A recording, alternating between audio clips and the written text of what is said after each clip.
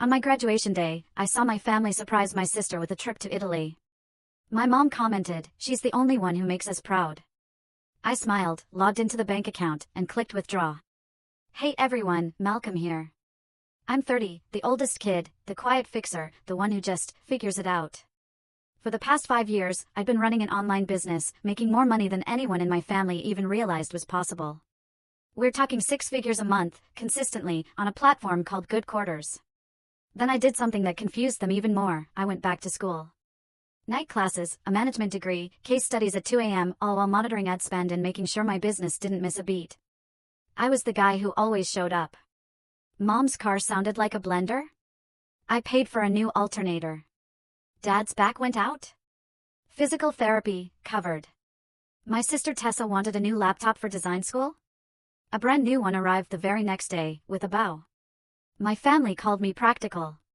What they really meant was, he doesn't argue, he just fixes it.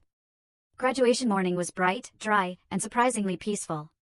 I ironed my robe like it was the most important garment I'd ever worn, set my phone face down, and watched steam rise from the kettle in my minimalist apartment, just a desk, 2 monitors, and a cheap plant I kept forgetting to water.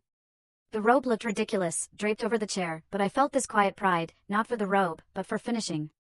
For doing it the slow way, the hard way. At 9:10 a.m., I picked up my phone, just out of habit, and opened Instagram. First story at the top, Tessa. Big sunglasses, boarding passes fanned out like playing cards. The caption read, "Surprise Italy." Okay, cool, good for her. Then the second story, a repost from my mom. Her comment? "She's the only one who makes us proud." It hit me. Not like a punch, but like someone wrapping their knuckles around my ribs and twisting. Sharp. Precise.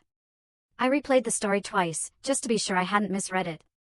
I scrolled through the comments, smiling emojis from cousins, a "so deserved" from my aunt. My thumb hovered over the keyboard. Asterisk don't type. Don't engage. Don't give them content, asterisk. Just then, a new text popped up. From Mom. In the family chat. "Don't be dramatic today, Mal, focus on your ceremony. We can celebrate you some other time." And then, a photo, suitcases stacked by their front door, Tessa hugging Dad, the dog in the corner wearing a bandana that said CAO. I just stared at the screen, waiting for the follow-up. For a "Congrats, Malcolm," or "We're proud of you too." But it never came. Just logistics, and that sentence I couldn't scrub from my head, "She's the only one who makes us proud." My stomach did that slow, nauseating roll it does when a plane drops a few feet in the air. I put the phone face down again. The robe, hanging there, suddenly felt impossibly heavy. I boiled more water, just to have something to do, and the kettle shrieked like an alarm I couldn't silence.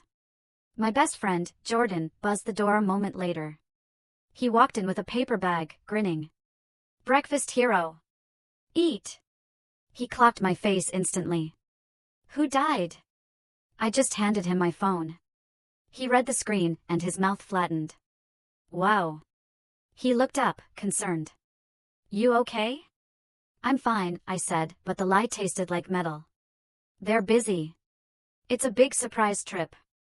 "A surprise trip," he echoed, "scheduled on your graduation day?" I shrugged. "Tessa's always wanted to see Florence. You know the script." He didn't, not really, but he knew me. "We'll be loud for you," he promised. "You're not alone today." I nodded, trying to breathe past the lump in my throat. My graduation cap sat on the table, looking like a cruel joke. My phone buzzed again. Aunt Donna. "Proud of our little star. Italy is once in a lifetime. Your time will come, Mal, my time will come." I chewed dry toast because Jordan told me to. The robe scraped against my neck. In the mirror, I looked like a decent impersonation of a graduate. I took one quick photo for the program portal, tight smile, and sent it to my advisor. Then, out of reflex, I opened the family group chat. Blue bubbles stacked up. Mom organizing airport rides. Dad asking whether euros were better than cards. Tessa sending a duck-face selfie, fingers in a peace sign. And right under it all, another message from Mom, "She's earned this." Followed by, "Malcolm, please don't start anything today." I jammed the phone into my pocket. The pockets were shallow, like everything about that robe. The wall clock ticked. Jordan watched me like you watch a door that might slam shut. "I'm good," I said, standing up. "Let's go." But something had shifted in me right then. It wasn't hot rage. It wasn't even surprise anymore. It was just a quiet click, like a latch setting into place. I didn't make a decision to get revenge. I didn't even plan anything. I just knew, with absolute certainty, that I was done standing where they put me and calling it love. On the way out, I forgot my tassel. Jordan ran back for it, laughing, and the sound bounced off the hall. I laughed too. It sounded normal. It sounded nothing like a man who had just read his mother's sentence and felt an old story come apart at the seams. If you'd asked my family to describe me last year, they'd say, Malcolm makes money online. They'd say it like I was selling fake sunglasses out of a trunk. But in reality, I'd built an entire stack: storefronts, logistics partners, a small team of contractors, automation layered on analytics, layered on precise timing. It wasn't glamorous. It was spreadsheets and A/B testing and 1,000 tiny customer emails. But it worked. 6 figures a month, clean runs, taxes paid, rainy day funds, payroll met. I didn't grow up with money, and that's important here. We grew up in a small house where the heater clanked and the roof whistled. Mom kept lists on the fridge, coupons, due dates, passive-aggressive threats from utility companies. Dad worked 2 jobs and came home with his shoulders curled inward like a comma. So when my stores started hitting, I felt obligated. Not because they asked, but because I remembered those lists. Because I remembered promising myself that my future self would fix it. I'll handle the mortgage this quarter, I told Dad the first time. He protested with the exact amount, which I knew meant, don't stop. When Tessa enrolled in design school, financial aid didn't cover housing. I'll cover rent, I said. Just text me the link. She did. Every month, the payment auto-paid. Every holiday, she'd send me photos of coffee cups and her studio grind. The first year, I found it almost joyful. I could turn stress into receipts, problems into solved tickets. I wasn't naive, not really. I kept my business accounts clean, built walls around my business funds, separated personal from everything. But I also funded a family emergency account at Mom's bank. My deposits only. My name on it, because the teller required one, but the card was with Mom, in case of emergencies. Guess what became an emergency? Your sister needs better software, Mom would text. Her professor said the basic version is limiting her, $200 here, for $100 there. A seminar, a mandatory international workshop that looked suspiciously like a beach resort. When Dad's hours got cut, I covered their credit cards for a month, then 3, then a whole year. Each time I said yes, I told myself I was buying them time to breathe. Each time, Mom would sigh with practiced relief and say, you know you're doing what a good son does. It wasn't all one way, not entirely. When I started school again, I didn't ask for help, but I sent updates. First day in a statistics class since high school. Mom sent a thumbs up. Dad wrote, don't overdo it. Tessa didn't answer. 2 days later, she posted a reel of her in first class to Cabo, with music I recognized from one of my ads. The pressure didn't break me in big, dramatic scenes. It arrived as little things. The constant mental math of who was late on what. The Sunday dinners where Mom would say, we don't talk about money at the table, right after asking whether I'd done the transfer. Then there were the birthdays. Tessa's 24th, a catered party, a rented neon sign. Everyone clapped when Dad brought out a surprise gift, a trip to New York for Fashion Week.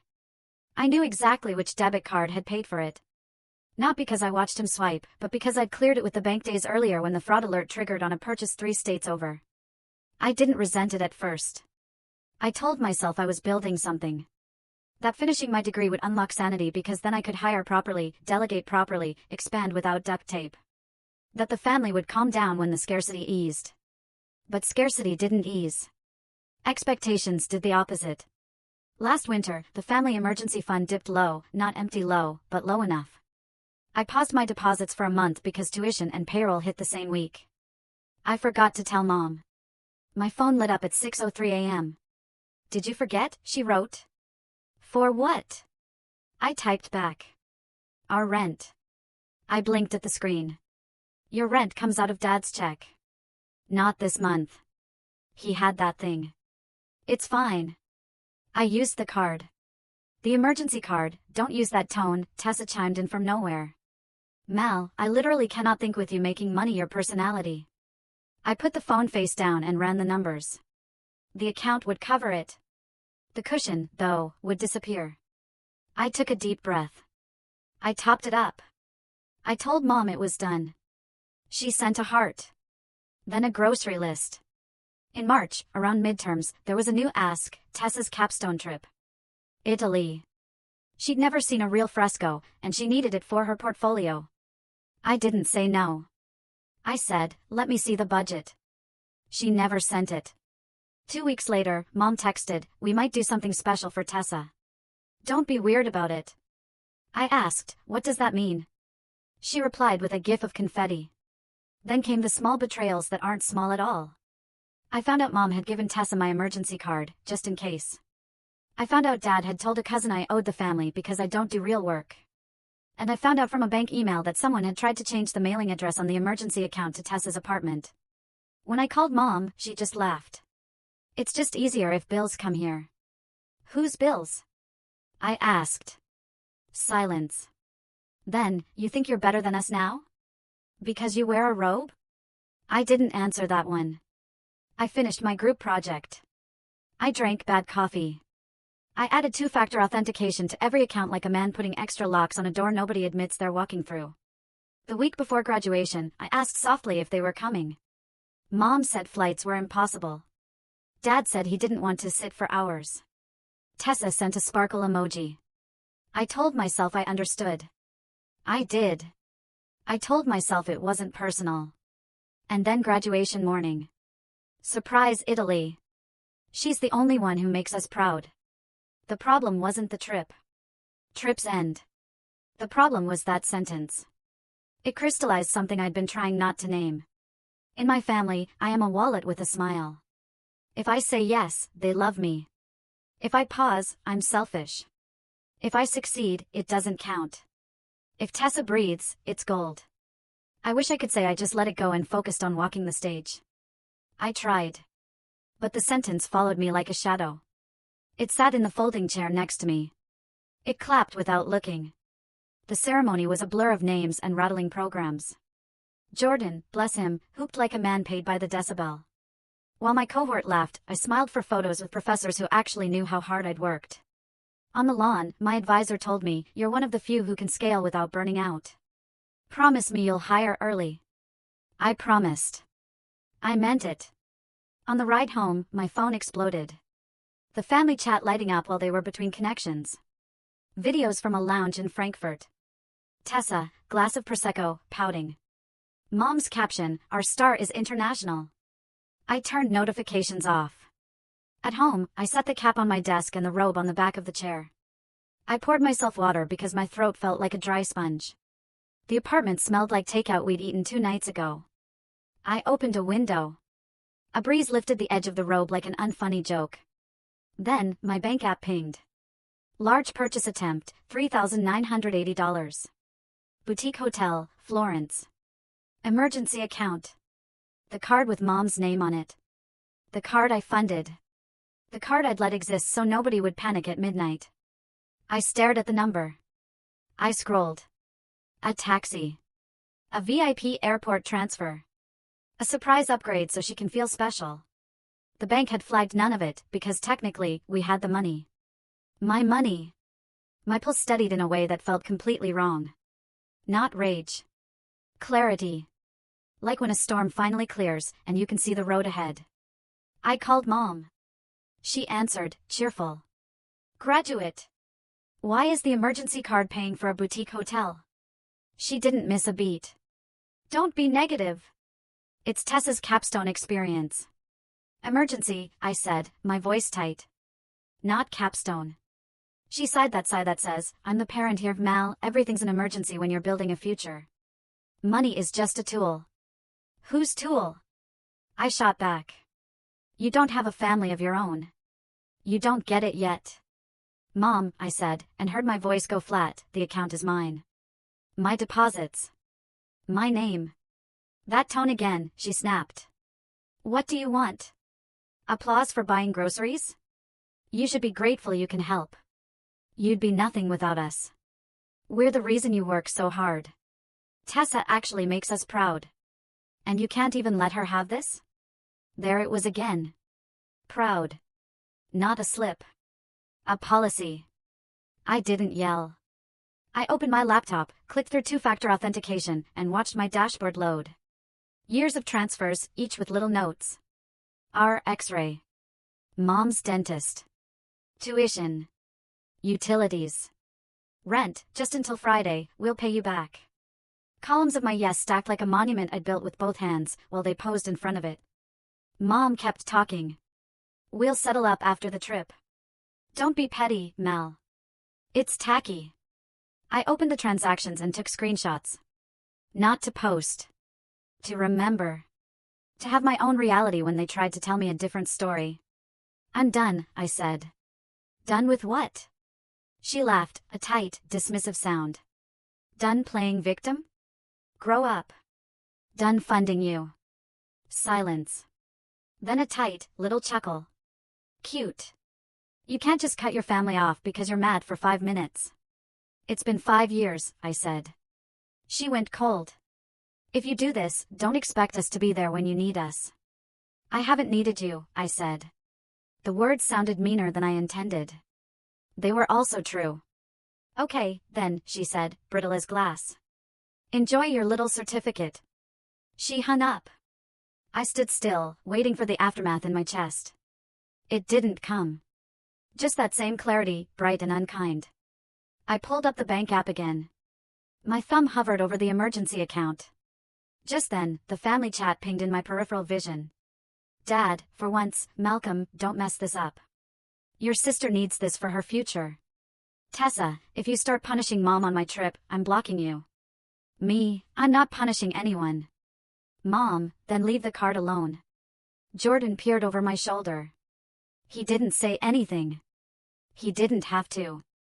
I opened a new message thread with Mom, Dad, and Tessa, and attached a single PDF, a 4-page statement of the account, with every deposit circled in red and labeled Malcolm in my annotation tool. Under it, I wrote, "This is not a family fund. It's mine. Going forward, you pay your own bills. The card will be disabled at midnight. I suggest you plan accordingly." The read receipt stuttered, then lined up. "Mom, you're being unfair." She stopped. Deleted. Typed again. "Mom, don't humiliate us. People are watching me. So, stop making me responsible for your choices." I hit disable on the card. I swept the balance to my personal account. Not a dramatic flourish. Just a boundary, with a button. The world didn't explode. The kettle didn't shriek. My apartment didn't tilt. I closed the laptop and let the quiet come back. Jordan poured more water, like we were just two guys on a normal afternoon. Then the phone started ringing. Dad called first, straight to voicemail. Then again. Then Mom. Then Tessa. Then Aunt Donna, "Call your mother now." Then Cousin Leah, "We all sacrifice for family.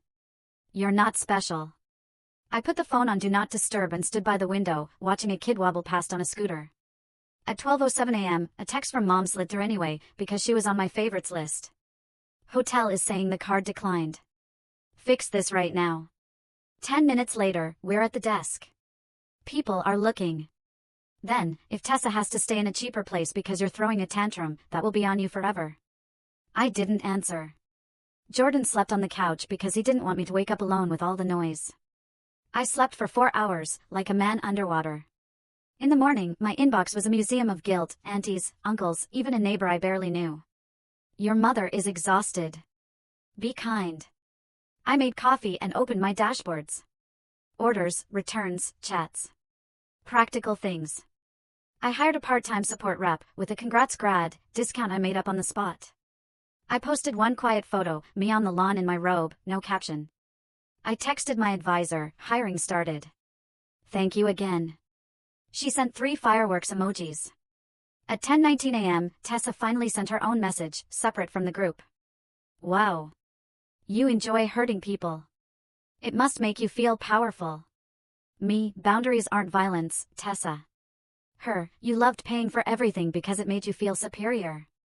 Now that we're doing something for me, you can't stand it. Me, I paid for your rent for 2 years. Her, you didn't pay for me. You paid to control Mom. I stared at that for a long time. Then I wrote, "Find your own card." And I muted the thread.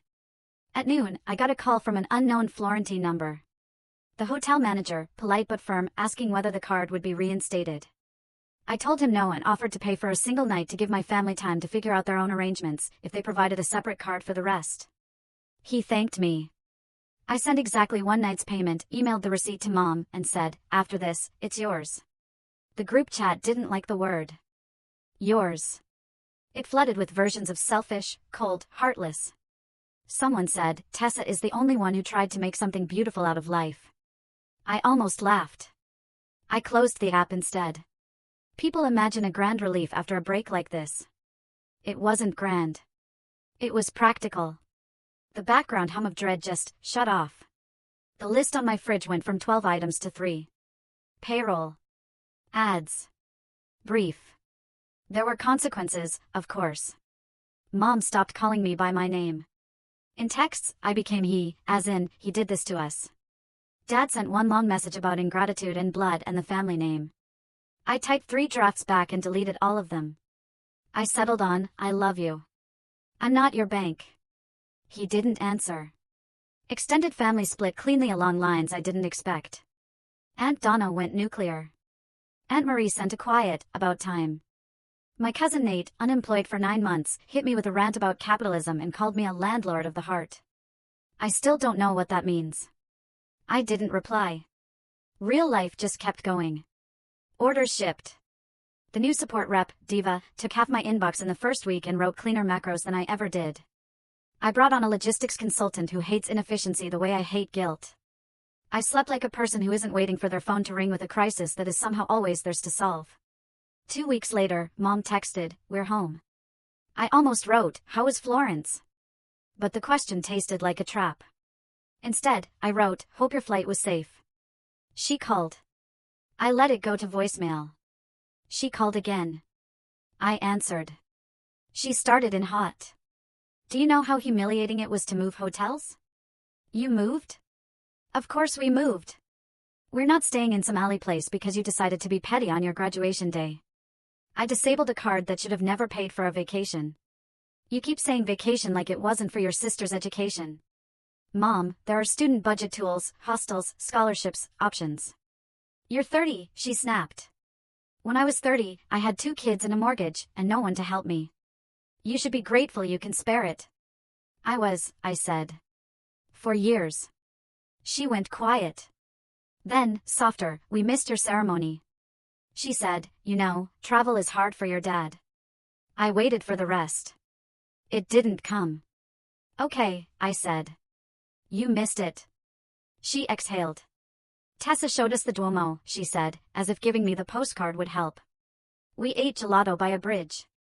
We thought about you." I closed my eyes. "Did you?" "Don't be cruel," she said. I said, "We thought about you.